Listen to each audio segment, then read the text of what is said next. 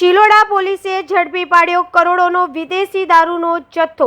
હિંમતનગરથી ચિલોડા તરફ આવતા national highway 48 પર ચંદ્રાલા આગમન હોટલ સામે ચિલોડા પોલીસે મોટી કાર્યવાહી હાથ ધરી હતી।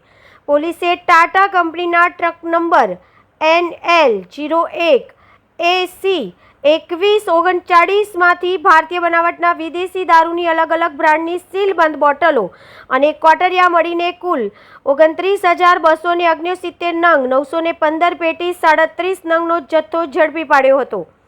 ઝડપાયેલા દારૂની કિંમત અંદાજિત ₹1,40,95,008 હોવાનું સામે આવ્યું છે। સાથે જ મોબાઈલ ફોન બિલની પહોંચ, ટોલ ટેક્સની પહોંચ અને ટ્રક સહિત કુલ ₹1,56,08,000નો મુદ્દામાલ કબજે કરવામાં આવ્યો છે। આ કામગીરી ગાંધીનગર રેન્જના નાયબ પોલીસ મહાનિરીક્ષક શ્રી વિરેન્દ્રસિંહ યાદવ, ગાંધીનગર જિલ્લા પોલીસ અધિક્ષક શ્રી રવિ તેજા વાસમ શેટ્ટી તથા દહેગામ ડિવિઝનના મદદનીશ પોલીસ અધિક્ષક શ્રી આયુષ જૈનના માર્ગદર્શન હેઠળ હાથ ધરવામાં આવી હતી।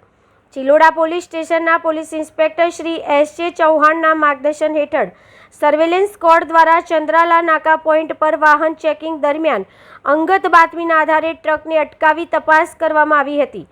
પકડાયેલા આરોપીનું નામ તેજપાલસિંહ પ્રભુસિંહ રાણા, ઉંમર વર્ષ 34, રહેઠાણ સુરજગામ, ચેનપુરા, બડનોર, જિલ્લો બ્યાવર, રાજ્ય રાજસ્થાન, જ્યારે સુનિલ કુમાર મેવાડા નામનો આરોપી હાલ ફરાર હોવાનું પોલીસ દ્વારા જાણવા મળ્યું છે।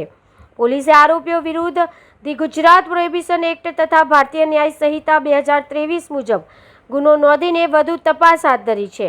પ્રશંસનીય કામગીરી કરનાર ટીમમાં Shri S.J. Chauhan police inspector, Shri J.M. Rathod police sub inspector, Maheshbhai Karamsinhbhai, Sanjaykumar Bhikhabhai, Palundrasinh Gajendrasinh, Vishalkumar Joitabhai, Kanubhai Bhavanji, Vipulkumar Hathibhai સહિતના પોલીસ કર્મચારીઓનો સમાવેશ થાય છે।